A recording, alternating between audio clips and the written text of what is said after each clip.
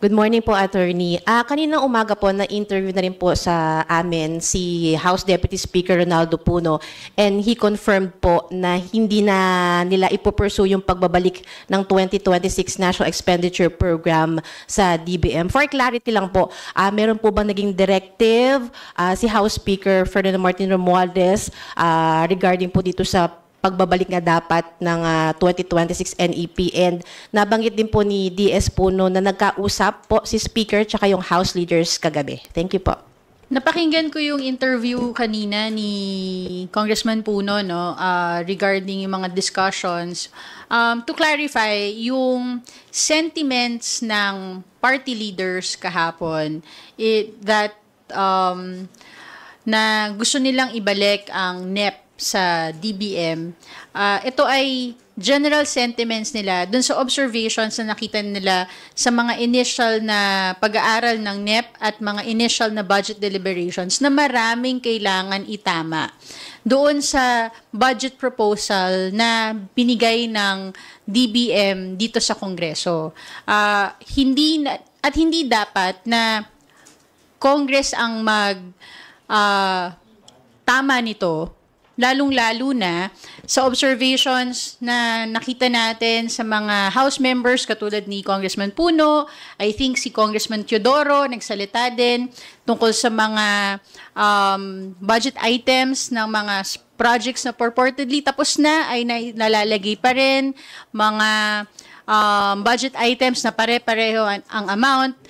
Itong mga budget proposals na ito ay hindi dapat para Kongreso ang magtama, kundi nakikita nila na pagkakamali ng DBM sa pinasang budget proposal. And to clarify, hindi lang to tungkol sa budget ng DPWH, although nagkaroon ng clarification si Congressman Puno na mas marami ang mga nakita nila sa DPWH. But they also mentioned other departments as well.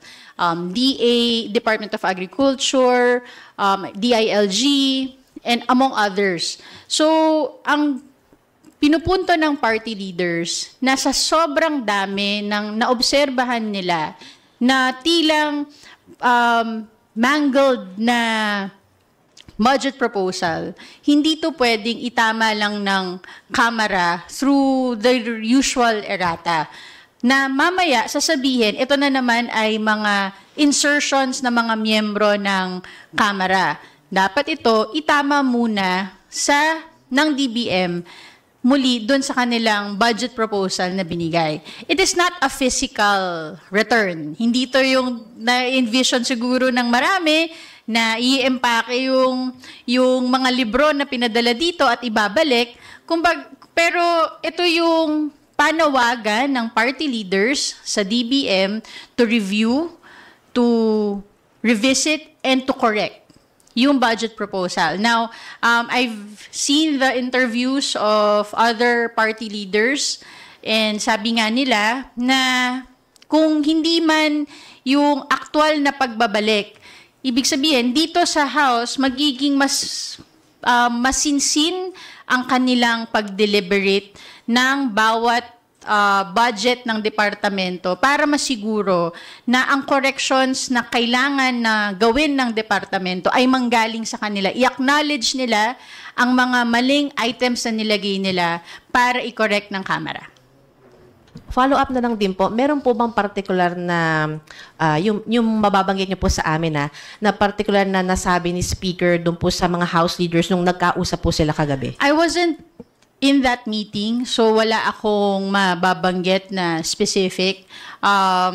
Sabi nga na narinig ko nga yung interview ni Congressman Puno kanina na as leader of the House, nagiging trabaho naman talaga ni Speaker is to consult and give directions.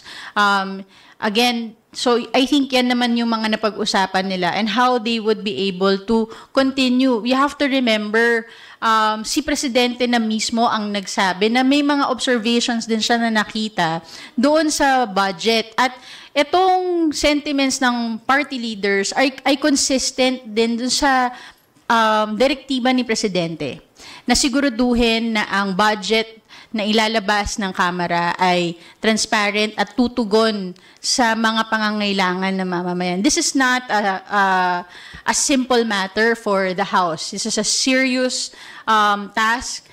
This is a mandate given to the House of Representatives by the Constitution to review and to approve the budget of the government.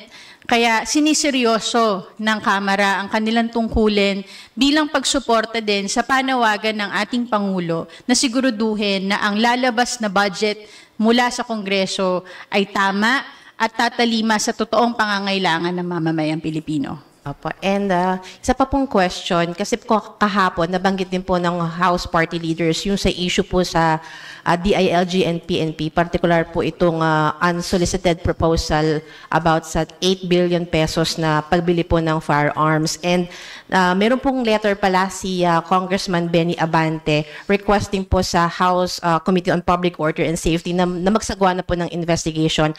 Paki-expound lang po ito and kailan po tayo makakaasa ng investigation, yung mismong investigation proper po? Well, I think this was sent out today, no, na mayroong letter as member of the Committee on Public Order and Safety, si Congressman Abante, addressed to Congressman Roland Valeriano, na magkaroon ng sariling investigation ang committee regarding dun sa if I can read it, to initiate a formal investigation on the attempted insertion of 8 billion pesos in the PNP budget for 2026 for the purchase of guns and ammunitions in violation of the procurement law and RA number 6975 as amended by RA number 8551. Binanggit din to ni Congressman Valeriano kahapon na as chairman that he will initiate an investigation. So, binanggit niya din kahapon na we can expect na baka by next week magsisimula yung kanyang investigation. So, we will have to wait kung yung pagsimula ng committee to investigate this matter. Salamat po. Salamat, Isa. Next is Vivian Gulia from ABS-CBN 2. Good morning, Kong. So tomorrow po nakaschedule for budget briefing itong DPWH. Matutuloy po ba ito or i-reschedule po? Well, according to the Committee on Appropriations, tuloy-tuloy yung mga budget deliberations as scheduled. So we expect na matutuloy ang budget deliberations ng DPWH tomorrow. Despite the time needed to address the supposed mangled entries in the NEP 2026?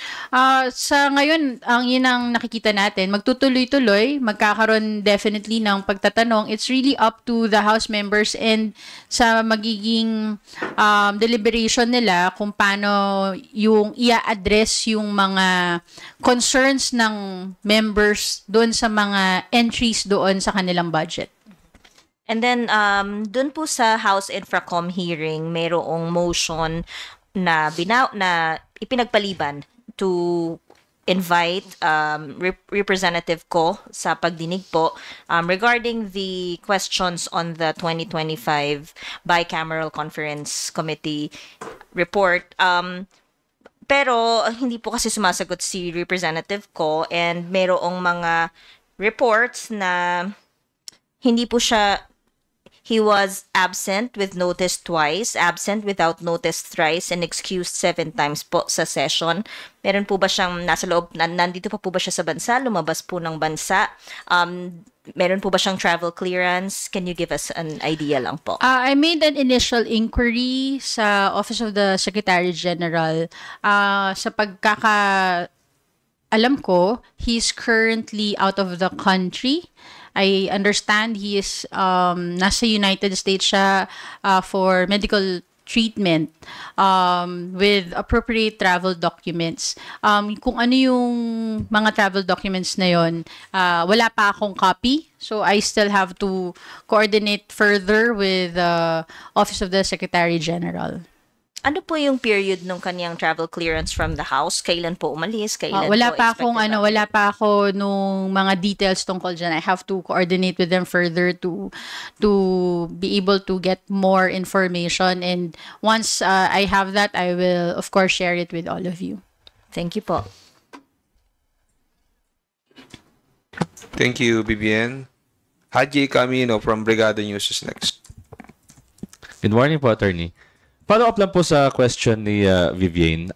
Kasi si Congressman Toby Tiangco, I think, may statement na parang ang sinasabi po niya or ang claim po niya ay, is the House leadership protecting Congressman Zaldico? May we know your thoughts on his statement regarding Representative Ko?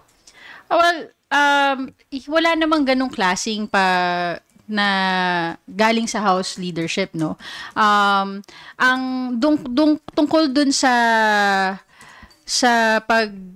hindi pag-imbita doon sa Infracom, na-clarify din naman siya ni Chairman Terry Ridon na kaya hindi iimbitahan because ang for that specific purpose that they want to invite Congressman Zaldico, and including, I understand, Senator Grace po, diba? Because hindi siya kasama sa scope ng investigation ng Infracom. It was not relevant for the scope ng pag-uusapan ng Infracom. But it may be relevant in other venues, in other committees. So, ang gustong tutukan ng Infracom, yung mga allegations ng mga anomalya sa flood control projects. At nakita natin, nagsetting na ng direction ang Infracom kung ano yung mga initial na tututukan nila. They wanted to prioritize the flood control projects that were tagged by the President himself as ghost projects. They started now with Bulacan. Yun yung una din naman na na-identify ni Presidente. So they are discussing that now. And I think for the next hearing, yun pa rin na mapag-uusapan. So kung ang pag-uusapan ay yung anomalya sa flood control, hindi nararapat pa si Congressman Zaldico at na masama doon sa pag-uusap na yon. Pag mapag-uusapan yung mga insertions, doon siguro magiging relevant yung presence ni Congressman Zaldico. Yun ang explanation ni Chairman Terry Ridon. So, ibig sabihin po, ma'am, parang nananatili naman yung posisyon ng leadership, nananatili ang posisyon ng Infracom na wala po silang, sabi nga, sasantuhin. Yes. Resource person man po ito or any member of the House. Nakita naman din natin yan, remember, napasa din naman yung motion doon sa committee sa Infracom na yung request na mga members na magkakaroon ng tama ba yung isang motion na na-pass nila na for those members who would have some conflict for disclosure. So makikita naman natin na the Infracom is committed to make sure that yung mga dapat na mapasagot sa anomalya ng flood control projects ay talagang isisiwalat at maa-address ng investigation na ito. Pero syempre, may proseso, meron lang ding dapat saklawan ayon sa mandato ng committee. Yun naman din yung uunahin din ng Infracom. Ma'am, I mean, we're still a few weeks pa naman from September 16, no? Yung target po nila doon sa mga budget briefings. But nagpe-prepare po ba as early as now yung House kung sakasakali na, kasi may mga nagsabi naman na they're very much willing to work overtime. May mga nagsasabi pa nga na they're willing to set aside muna yung session break sa October kung sakasakali lang po na hindi po talaga umabot dahil sa dami ng mga observations po nila sa 2026 National Expenditure Program. Wala akong information tungkol dyan, but hindi naman to ang kung sakasakali magiging unang beses na ang Kongreso ay mag-work overtime. Nakita naman natin yan kahit sa 19th Congress, hearings would run until early mornings, diba? Just to make sure na magawa yung mga trabaho. So the House is always ready for any eventuality that yung work needed to make sure that we get our job done. Panghuli na lang po, attorney. Ano po yung pananaw ng House leadership? Kasi nabanggit niyo po kanina yung sentiments naman po in general, no, ng party leaders tungkol nga po sa kanilang mga observations. And in fact, yesterday, nabanggit din po nila na kaya din po nila gustong ipabalik yung NEP, parang dahil pinalalabas or lumalabas na yung ang lagi na lamang pong sinisisi sa mga insertions or sa pag may nasisilip po sa budget ay House of Representatives. So, ano po yung, kumbaga, statement ng House dito pagdating sa, of course, protecting the integrity of the House as a whole and yung, dun nga po sa mga ibinabatong issues patungkol sa insertions? For the sentiments of the members of Congress, nakita natin yan dun sa mga nasabi ng party leaders kahapon eh. Sila ang representatives nung iba't ibang members according to the parties at nakita natin na gusto din ng mga House members na masiguro na tama yung nalalabas na budget. Ang nangyayari kasi, I was trying to understand nga the process eh. Pag may mga kailangan corrections, ang mga items sa budget from the DBM, normally i-errata siya na errata coming from the departments from nagagawin doon dito sa Kongreso. Nangyayari siya naman regularly, kaya lang ang nangyayari pag nagkaroon ng mga errata, natuturo ang Kamara na nag-i-insert ng budget. Sa ganitong kadami ng kailangan i-errata na na-observe ng party leaders, masyadong madami to na sasabihin na later on matuturo na members na naman ng House ang gusto ng mga insertions. Kaya para maging klaro, para maging malinaw na nakita ng mga members na may mga kailangang ayusin at itama. Hindi lang sa DPWH, kundi sa iba't ibang ahensya ng departments. At para masiguro na maging magawa nila ang kanilang tungkulin ayon sa konstitusyon, magampanan nila ang kanilang trabaho bilang panawagan sa direktiba din ng ating Pangulo. Mas gugustuhin nila na itama muna to ng DBM para mas magiging maayos at masinsin ang pag-aproba ng Kamara sa magiging budget ng ating bansa sa 2026. Thank you po, attorney. Thank you, Ray. Thank you, Haji. Tina Panganiban Perez from GMA7. Good morning po, spokes. Ma'am, you mentioned kanina that you were not privy sa conversation ni Speaker with Secretary Pangandaman. But would you know how the party leaders were appeased? Did the Speaker talk to them? Anong sinabi niya? Because, sorry po. Kasi sabi po ni Representative Alvarez kanina, na gusto pa rin sana nila ibalik yung budget, ayaw pa nila matuloy to, but since nag-usap nga raw si Speaker at saka si DBM Sec, hinayaan na lang nila. Unfortunately, I have no information on that. I just saw also the interviews of some of the party leaders this morning. So, wala akong mako-contribute dun sa discussion na yan. Ma'am, nabanggit din kanina sa questions yung sa Infracom, there was a motion by Representative Jokno for the members of the Infracom to submit a written full disclosure of their business interests that may be connected to flood control projects. And sabi po ni Cherry doon, kung mako-cover daw po lahat ng members of the House, dapat ma-amend yung motion ni Congressman Jokno. But napapag-usapan na po ba ito ng House leadership na kahit walang motion, i-cover na lahat ng Kongs because there might be Kongs involved in flood control projects who are not members of the Infracom? Wala pa po akong balita tungkol dyan. Thank you po. Thank you, Tina. Mel Alice Moras from PTB4. Hi, Attorney Princess.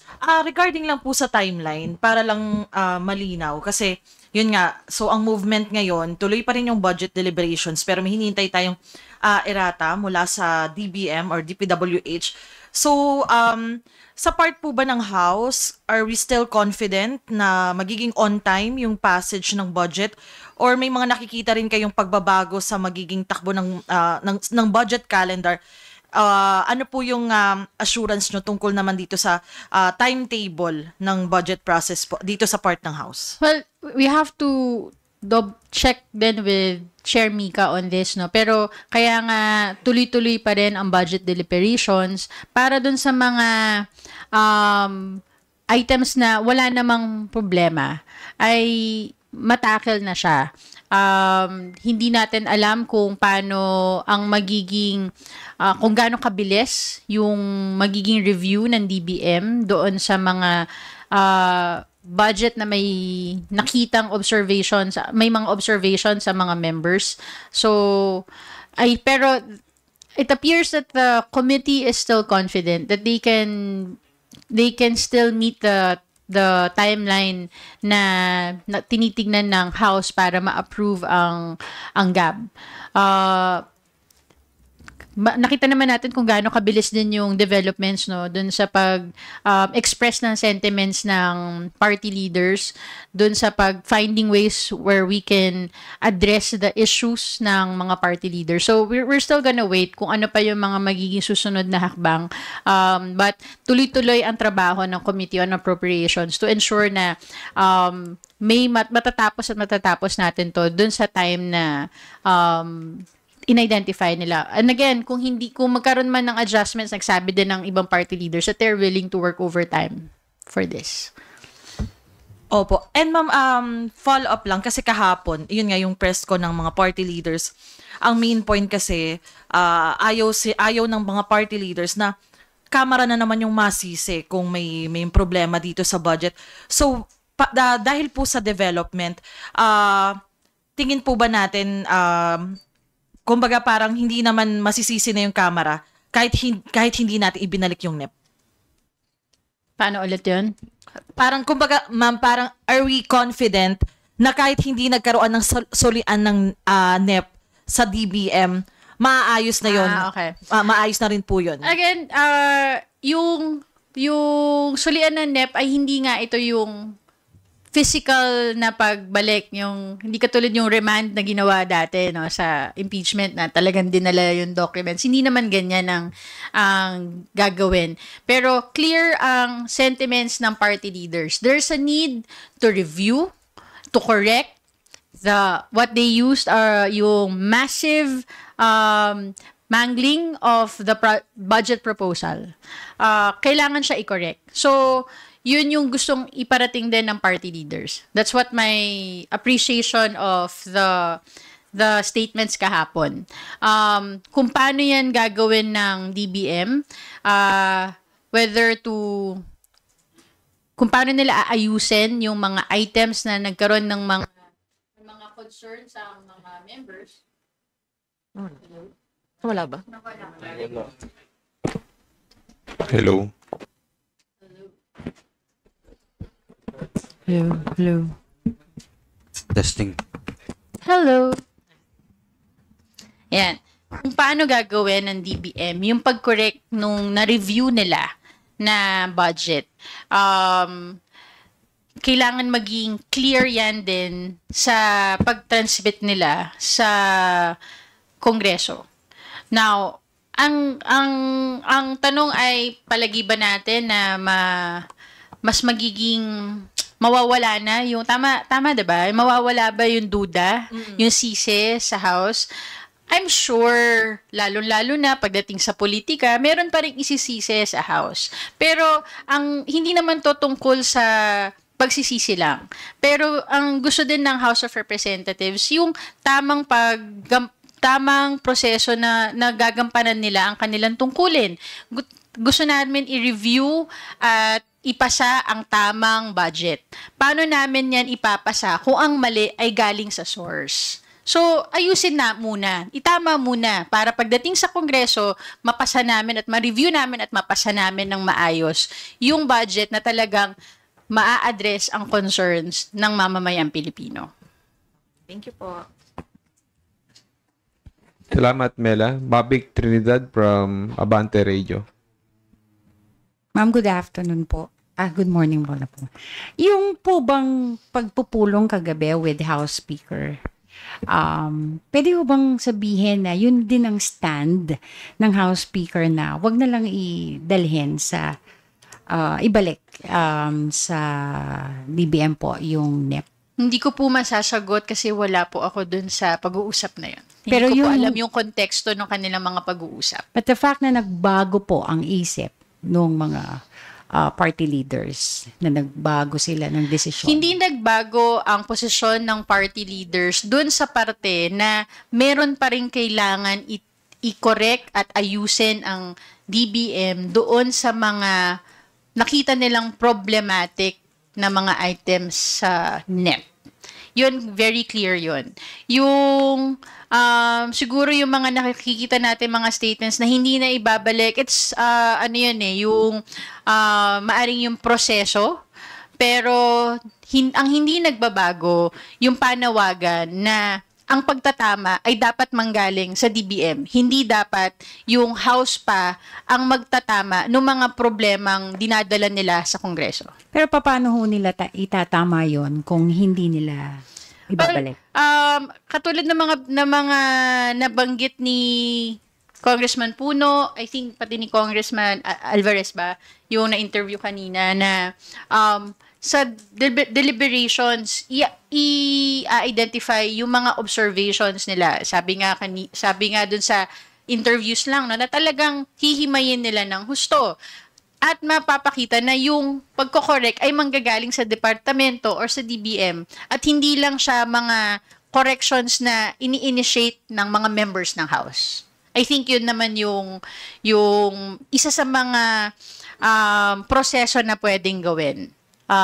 Yun lang sa ngayon ang pagkakaintindi ko sa mga naging statements nila. Pero doon sa observations nila na maraming kailangang itama, na hindi lang siya iilan, pero napakarami, hindi po nagbabago yun. Thank you po. Salamat, Mabik. Janes Capanti from GMA Online. Attorney, good morning po. For the record lang po, so hindi mo na ibabalik as of the moment. Well, kung pagbabasihan ko yung ibang mga interviews, may mga ganong statements. Pero hindi pa rin naman, wala pa naman din akong alam kung ano ba yung, kung ibabalik ba o hindi. Kasi dalawa pa lang yung narinig ko na nagsabi. Pero hindi naman nagbago ang kanilang posisyon tungkol dun sa mga na-raise nila na mga issues doon sa NEP. Thank you po.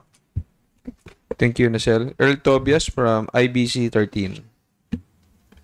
Ma'am, good morning. Clarificatory questions na lang din po dun sa dalawang huling tanong. Meaning, ma'am, since hindi naman nagbago yung sentiment na dapat may mga ilang line items na baka pwedeng i-review ng DBM, would the House still consider to, or is it also needed na to formally express that the House stands na they will continue budget deliberations but with reservations, just for the record po? We will see sa mga, that's up to the committee So, hindi naman ako para magsabi nun. It will be up to the Committee on Appropriations and its members on how they will act on the various concerns and observations of the members. Personal sentiment na lang, attorney, but pwede kaya yon na viable option kung sakali para malinaw lang natutuloy ng Kamara yung 2026 NEP deliberations, pero merong kayong ilang sentimento yung mga mambabatas na ito yung dapat baguhin. Nakikita natin na tuloy-tuloy ang deliberations. Alam din natin na may mga issues ang mga party leaders dun sa mga items na nasa NEP. So, we leave it at that. Okay. Salamat, Earl. May we know if there are additional questions from the media? Vic Sumintak from IBC 13. Nakatanong ngayon, Kuya. Ed Sarto from DCME. Okay. If there are no more questions, we will conclude with... okay. Ed Sarto from Sorry, DCME. ma'am. I don't know kung natanong na ito. Yung letter lang, addressed to Congressman Valeriano, Yes po. Ano yung pinaka although sa letter nandun na, what is the objective of Congressman Benny Abante of writing a letter to the chairman of the of fellow congressman? To investigate yung purported, let me see, let me read it first. Kasi this refers to a purported request for an 8 billion peso insertion. So, ang questions doon sa letter is, why is a budget insertion request being facilitated by the son of an undersecretary of the agency that would approve such request? What specific law or rule did PNP Chief Torre violate that led to his relief or removal? Also, the amount requested for the intended purchase of guns is quite staggering. 8 billion pesos for 80,000 units is 100,000 peso per unit. What is now the status of the request budget insertions? These are the questions in the letter. Tignan natin po kung ano yung magiging action po ng committee and ano yung magiging scope pa ng kanilang magiging investigation pag nagsimula po ito. Thank you, Ed. Before we officially conclude our press conference, may we ask Spokes Abante for her closing statement. Again, it will be there will be busier days ahead for the House of Representatives. We have the Infracom hearings that will continue next week. We have Quadcom hearings that is set to start in the next coming weeks. And we also have this budget deliberations that will continue. Seryoso ang trabaho ng House of Representatives, seryoso ang mandato ng House of Representatives, at seryoso din ang mga miyembro ng House of Representatives, pinangungunahan ni Speaker Martin Romualdez, na tugunan ang kanilang mandato ayon sa konstitusyon at ayon sa batas. Samahan niyo po kami para himayin ang budget ng ating bansa, para matulungan ng ating Pangulo na masiguro na ang budget na ilalabas ng Kamara ay budget ng mamamayang Pilipino, hindi ng iilan lang. Maraming salamat po. Maraming salamat po ulit, Attorney Princess T. Abante, House of Representatives spokespersons, to everyone.